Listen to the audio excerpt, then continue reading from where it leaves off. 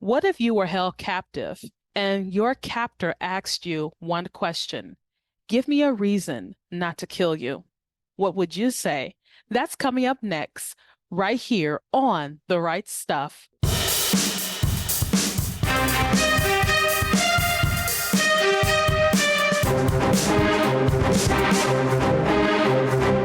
Hi, and welcome to The Right Stuff. I'm the Queen, Parker J. Thank you so much for joining me. Today, we're going to be talking to my returning guest co-host and contributor today, Brian Godawa. He is the author of the fresh, hot off the press release, Cruel Logic. And let me tell you, with a question like that, that is very cruel, because I honestly don't know what I would say, dear listener. Maybe you have a better idea, or maybe you have no idea at all, because it is a very interesting question, and we'll get to that in just a few moments. As always, want to thank our Patreon team for their support. We've been showcasing Christian authors for 10 years. As God gives us grace, we'll continue to do so. To find out how you can help out, go to patreon.com/rightstuff. To stay up to date with PJC Media, go to pjcmedia.net, click the pink follow button. You'll never miss a show. Subscribe to our YouTube channel at PJC Media for updates, uploads, and more. Go ahead, subscribe today. Without further ado, I'm going to bring Brian on board. Brian, how devilishly evil of you to come up with this wonderful series. Hi, Parker. It's great to be on again. I remember we met so many years ago now. I know, at SoCal. We were at SoCal, you, me, and I think her name was Catherine. We met and we just had a wonderful time in Christ, just getting to know each other, learning about each other, and forging relationships, which is what I definitely love. And I'm so glad we can do that through the written word and through your books because you have so many. So I'm so excited you're back again. But this devilish idea that you have here, this cruel logic, my gosh, we're following the antics of a serial killer.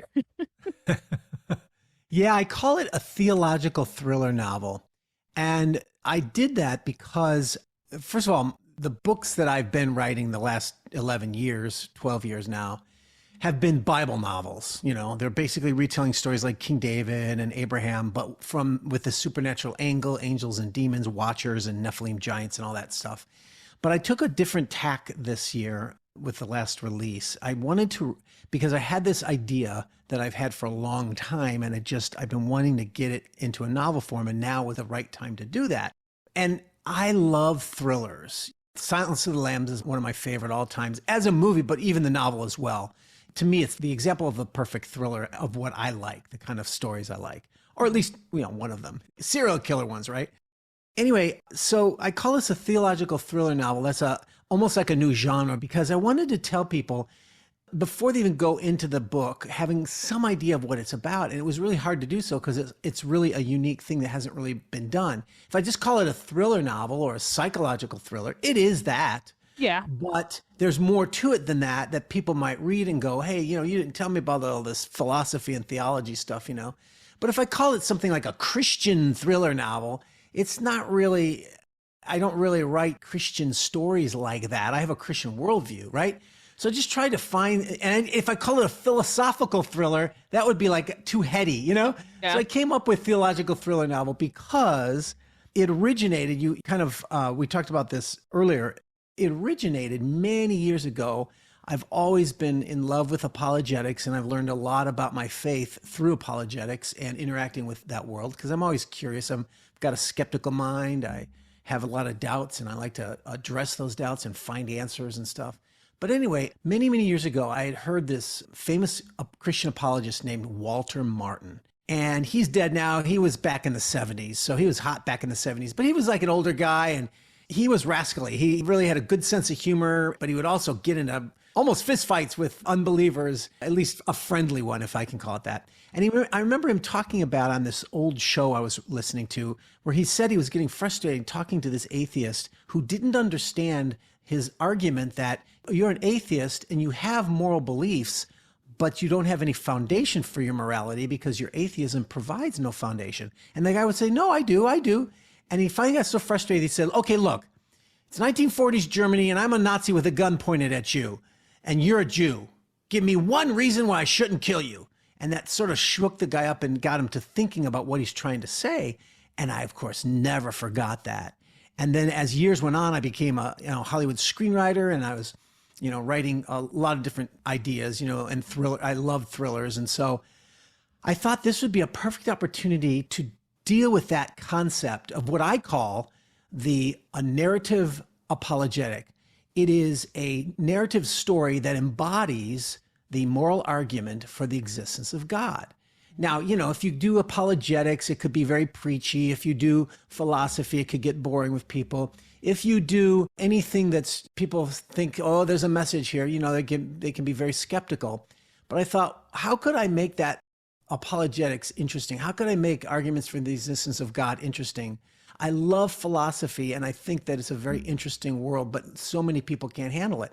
Well, I thought, if I combine it, if I put it into a serial killer story, that will bring the excitement and the entertainment level up. And then I can work in a little bit of the philosophy and the theology and all that stuff within it. And that's where Cruel Logic became that story that does that. And so my values are always to tell an entertaining story, number one. And number one also is that I always communicate my worldview through whatever stories I tell. And so the premise of Cruel Logic became, as you've already kind of mentioned, there's a brilliant serial killer on the loose at a college campus, and he's a professor. And what he does is he captures university professors and he debates them. And yeah, the top of his debate is his moral right to kill them. So he'll capture a professor and he'll tie him up and just say, look, if what you say is true about reality, then give me one valid reason why I should not kill you, and I'll let you go. And of course, these are philosophy professors, queer theorists, evolutionary biologists. He captures all these different kinds of professors to wrestle with this ethical idea. And like I said, I'm unashamedly interested in these philosophical ideas, but I do think that you can do it in a way that's not preachy, and that it's embodied with the character and the drama of the story. And a lot of people have been telling me I've been successful on that with this book, Cruel Logic. And so I'm very excited about that. One thing I can appreciate about your approach to these very weighty topics is using the vehicle of entertainment. And for some reason, human beings are obsessed with murder mysteries, and murder goes far back into the ancient times till now. That is something that is just ingrained in us. Who killed the dead body? Why did they kill the dead body? And with our professor here, when I read the beginning portion of your book, one thing I recognized is this: I don't think he's crazy. I actually think he's quite logical, which makes it even more terrifying. So you really created a serial killer that you can almost appreciate his tenacity for being as evil as he is, because we tend to generally see portrayed on screen and in books an evil person who does serial killing and things of that nature as crazy. They're lunatics. But in this regard, and correct me where I'm wrong, I don't think you're portraying him as crazy as much as, for the lack of a better term, he's a seeker. Well, I'm not going to reveal the plot twists, but I will say this is that is one of the issues that is wrestled with, because one of my main characters is actually a psychology professor who knows this professor. And so he's helping the cop to track the guy down, right?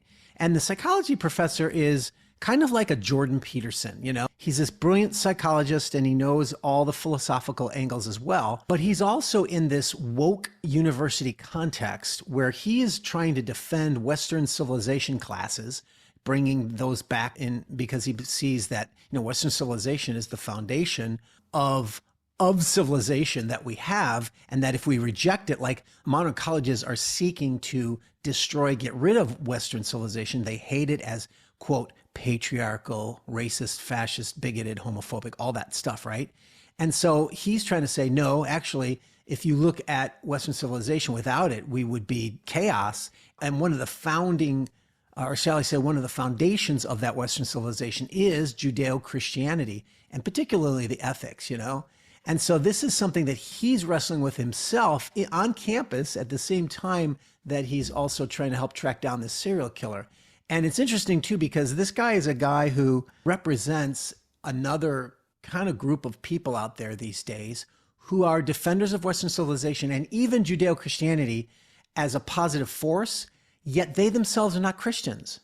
And Douglas Murray is an example of this. Tom Holland, these are historians and commentators who are brilliant men. And they, like I say, they support Western Civ and Christianity, but they're not Christians themselves. And I've always found that to be fascinating. I wanted to like wrestle through that and try to understand what is that like to have that kind of mindset and that worldview. And so as he's trying to do this, the campus is starting to rise up and student protests are starting to occur and things are starting to get violent. And so it's these two strong storylines going on at the same time that makes it sort of brings more depth to it, but also makes it relevant for today. Because of course, what we see on campuses now with students have been taught this postmodernism, Marxism, critical theory, and it's no surprise that high percentages of them, I think it's like somewhere around 50 to 60% of them, believe in promoting genocide against the Jews. And this is just shocking. That has never been in America, you know. But we also see it with all the gender theory going on around, right? And all the cancel culture and speech codes on campuses. What is this like? What is that world like?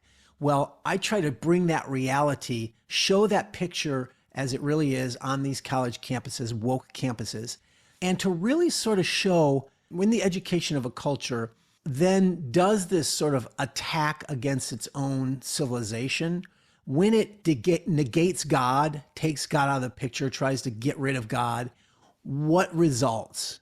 The theme of Cruel Logic is ideas have consequences. And so I try to show what are the consequences of these ideas that have been taught in the universities for at least 60 years, for sure, in terms of postmodernism and this kind of thing. But I wanted to show what are the consequences.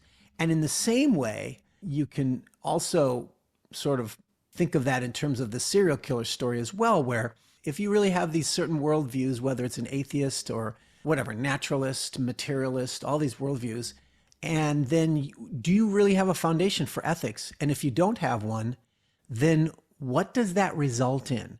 Is it any surprise that, you know, when we teach our kids in colleges that morality is a social construct, right? There's no absolute morality. There's no objective morality. It's all relative and we're only animals. Well, is it any surprise they act like animals without morality? You know what I mean? Exactly. And that's sort of the whole big picture of what I'm doing with Cruel Logic, just sort of trying to capture that reality in this entertaining yet realistic depiction of a woke university. I'm actually working on a top secret project that is different from what I usually write, Brian. And I was exploring some of the concepts that you said, but in a much different methodology than I write. It's top secret, so I won't give all the specifics, but it lets us know that we benefit from the Judeo-Christian ethic to the point where even if you are not a Christian, you still benefit from it. Even if you're not a follower of Christ, you still benefit from it.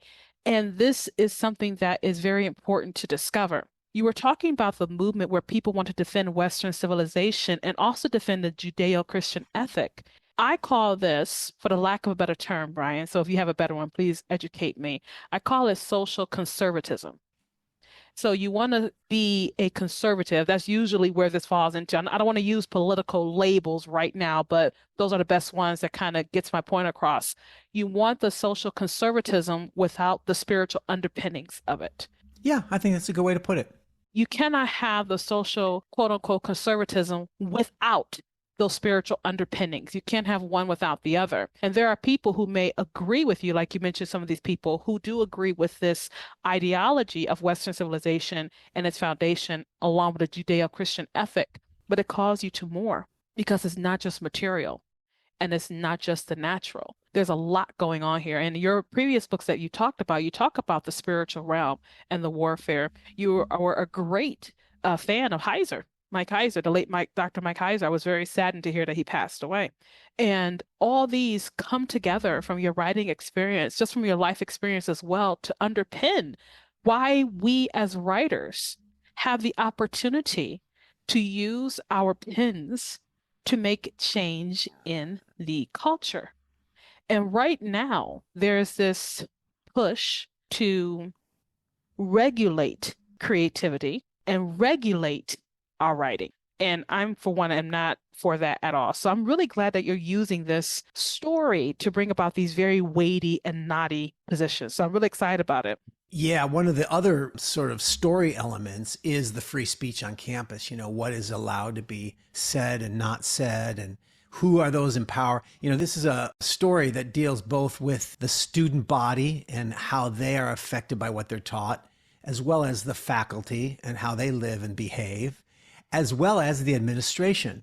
And what a lot of people may not realize is, of course, we are now beginning to discover this with the latest shenanigans of like the Harvard presidents, not willing to condemn calls for genocide, Well, the point here is that the administration is just as guilty and just as corrupt as the faculty. In fact, sometimes more so, because they're the ones who are imposing these rules of what is now called DEI, diversity, equity, and inclusion.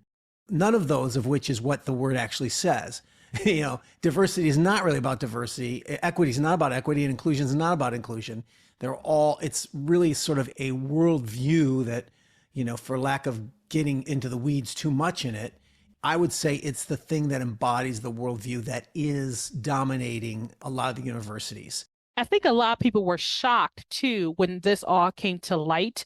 It was as if a bright light had been turned onto this thing that had been going on for years. And many people in the far reaches of the population had known about it, and they had been squawking from the top of their lungs, but no one heard them because we're distracted. And then now we have this glaring light onto the situation at hand. For example, you and I both remember 9/11 and how horrible it was for us as American citizens. Then you have 20 years later, for example, they're looking at Osama bin Laden like he should be sympathized with. And you're sitting there like, so you're perfectly okay with someone throwing two planes into buildings and killing thousands of people. And in their minds, they feel justified in saying yes. And it was absolutely horrendous when I saw that.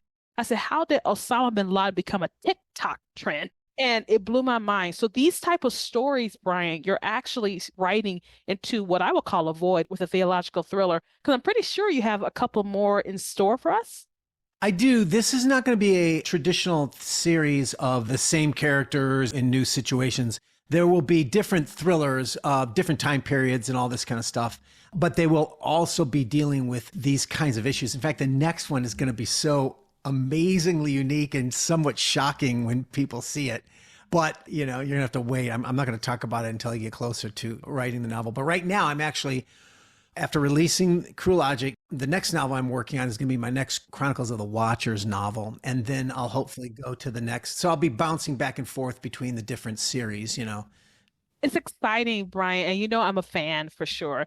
And I was telling Brian before the show, dear listener, just how much I appreciate his writing style in Cruel Logic, because he writes so succinctly. And you may be listening to our conversation wondering, is it going to be this weighty? It won't be this weighty. He effectively takes these massive concepts and he crunches them down into small bites that are not so tiny that you swallow them without tasting the ingredients thereof, but you can really digest them and taste the flavor of these various arguments. So it's a wonderful story. That's a good way to put it. I appreciate that. I do it in like more bites. Now, look, to be fair, you are going to have to push your brain a little bit. I'm kind of like R.C. Sproul used to be. I loved R.C. Sproul because I called him the working man's theologian. He was brilliant and he would always raise the bar, challenging you to think a little bit deeper, but he wouldn't do it too much. He would do it enough, but also be able to communicate these weighty concepts and theological terms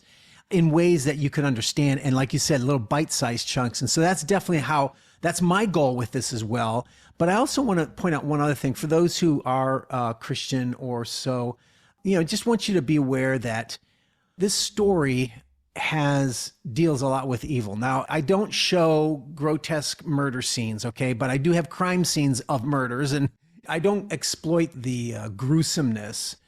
But one thing I do show is if you have problems with language in stories like the F-bomb and stuff, be aware that there's F words in here, and as well as some other bad language. And the reason why I did that was because the language of these students on campus is deeply ingrained with the F word. So all their protests, it's F this, F that, But it's not just that they're saying it as some kind of expletive.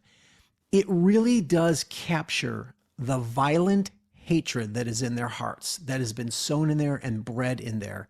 And if you don't depict that evil accurately, the whole point of ideas have consequences doesn't have the power it does. The redemption, which there is redemption in the story, but it won't have the power. Because if you show these students just saying, gosh darn it, or we hate your this and that, we don't like Christianity, instead of saying Shakespeare, F the Bible, you don't understand the real hatred in them that does lead to violence. And there is some of that in the story in terms of what it leads to.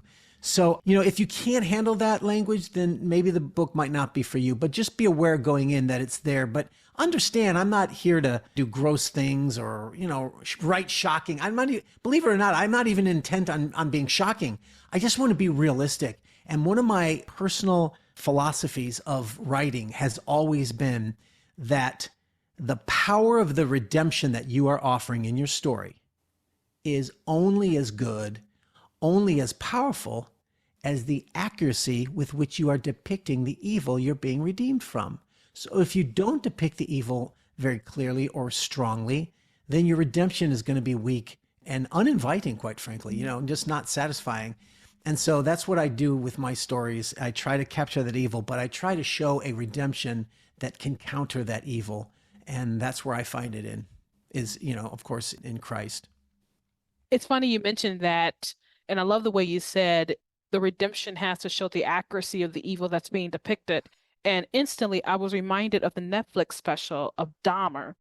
And they did a really good job with that. They made some creative license changes, but they did a good job showing how much of a monster he was. And when he came to Christ, that was incredible because he did accept Christ before he died. Yeah, I heard that. And you're kind of sitting there like, how can God accept such evil?